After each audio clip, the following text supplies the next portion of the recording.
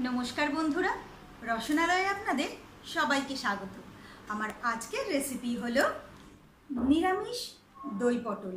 आमरा एई गरमेर दिने सब समय पेঁয়াজ रसुन दिए खाबार खेते भालोबासि ना, आबार आमरा अनेकेई सप्ताहे एक एक दिन निरामिष खाबार खाई।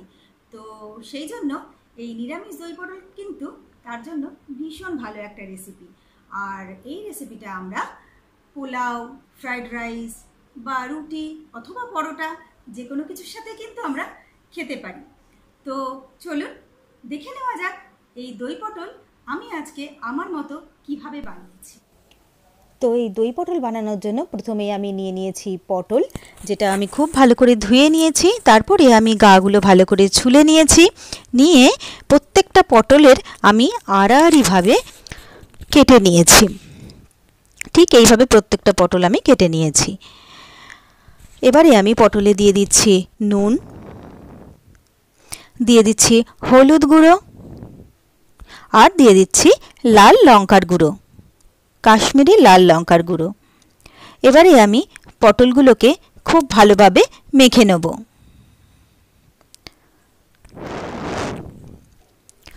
তো প্রত্যেকটা পটল আমি খুব ভালোভাবে নুন হলুদ আর লাল লঙ্কার গুঁড়ো দিয়ে মেখে নিলাম। এবারে আমি 10 মিনিটের জন্য পটলটা রেখে দেবো।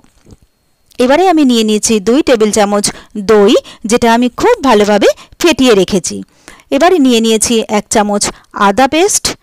এর মধ্যেই নিয়ে নিচ্ছি আমি 1 টেবিল চামচ জিরের গুঁড়ো, নিয়ে নিচ্ছি 1/2 টেবিল চামচ ধনের গুঁড়ো, নিয়ে নিচ্ছি 1/2 চামচ হলুদ গুঁড়ো আর নিয়ে নিচ্ছি 1/2 চামচ কাশ্মীরি লাল লঙ্কার গুঁড়ো। এবারে আমি জল দিয়ে এইটাকে একটা পেস্ট বানিয়ে মশলাটা তৈরি করে রাখলাম। তো খুব ভালোভাবে গুলে একটা স্মুথ পেস্ট আমি তৈরি করে রাখলাম। এবারে আমি নিয়ে নিয়েছি 2 টেবিল চামচ ভাঙা কাজু আর 2টো কাঁচা লঙ্কা, যেটা আমি জলে ভিজিয়ে রেখেছি। এটা এখন একটু নরম হয়ে গেছে। এবারে আমি মিক্সিতে এটা পেস্ট করে নিলাম। এবারে আমি একটা ফ্রাইং প্যান গরম করে তাতে দিয়ে দিচ্ছি সর্ষের তেল। সর্ষের তেলটা গরম হয়ে গেলে আমি এতে একে একে মেখে রাখা পটলগুলো দিয়ে দিচ্ছি। তো প্রত্যেকটা পটল আমি ভালো করে নেড়ে ঝেড়ে দিচ্ছি। এবার পটলগুলো আমি খুব ভালো করে ভেজে নেব। তো প্রত্যেকটা পটল কিন্তু আমি খুব ভালো করে ভেজে নিয়েছি। এবারে আমি পটলগুলো একে একে তুলে নিলাম। তো পটল কিন্তু আমার ভাজা হয়ে গেল। এবারে আমার ফ্রাইং প্যানে যে তেলটা রইলো তাতেই আমি দিয়ে দিচ্ছি একটা তেজপাতা আর দিয়ে দিচ্ছি দারচিনি, এলাচ আর লবঙ্গ। মশলাগুলো একটু ভেজে নেব।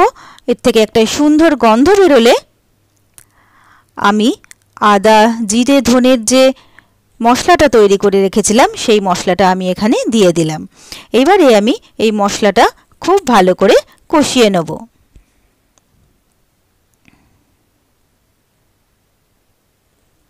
তো মশলাটা খুব ভালোভাবে কিন্তু আমার কষা হয়ে গেছে। মশলা থেকে তেলও বেরোতে শুরু করেছে। এবারে আমি এতে দিয়ে দেবো কাজু আর কাঁচা লঙ্কার পেস্ট। তো কাজু কাঁচা লঙ্কার পেস্টটাও কিন্তু আমি খুব ভালো করে কষিয়ে নেব। এবারে এতে দিয়ে দেবো আমি স্বাদমতো নুন। এবারে মশলাটা খুব ভালো করে কষিয়ে নেব। মশলা থেকে বেশ সুন্দর একটা তেলও ছাড়তে শুরু করেছে। এবারে আমি এতে ভেজে রাখা পটলগুলো দিয়ে দেবো। তো পটলগুলো যেহেতু আমার খুব ভালো করে ভাজা আছে সেই জন্য এটা কিন্তু আলাদা করে আর আমি রান্নাতে জল ব্যবহার করব না। তো পটলগুলোকে মশলার সাথে আমি খুব ভালোভাবে মিশিয়ে নিচ্ছি। এবারে আমি ফেটিয়ে রাখা টক দইটা পটলে দিয়ে দিলাম। তো পটলটা দইয়ের সাথেও খুব ভালোভাবে মিশিয়ে নিচ্ছি। এই দই পটল কিন্তু ভীষণ তাড়াতাড়ি রান্না করা যায় এবং খেতেও কিন্তু হয় ভীষণ সুস্বাদু। এবারে আমি দিয়ে দিচ্ছি 1.5 টেবিল চামচ চিনি। তো চিনিটা পটলের সাথে আর গ্রেভির সাথে খুব ভালোভাবে আমি মিশিয়ে নিচ্ছি।